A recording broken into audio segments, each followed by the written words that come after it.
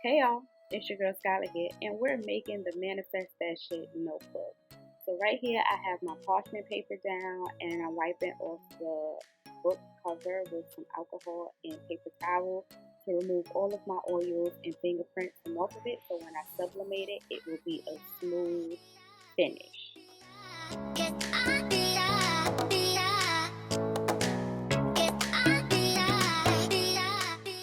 So here I'm using my Cricut. I believe this is the largest size. It's the 9 by 12, I believe. I use this one to sublimate on all my items, and I am the product of use what you got. I can't open those clamshell ones. Once I clamp it closed, it's hard for me to pop it open. So yeah.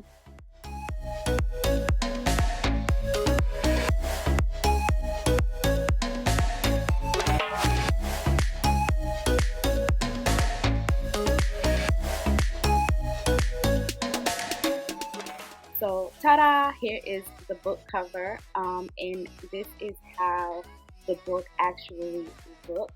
It has lines for you to be able to write a straight line in your book. I'm peeling off the sticky part and sticking it to the cover of the book. And there you have it, the Manifest That Shit notebook, available at selfmadebrand.com.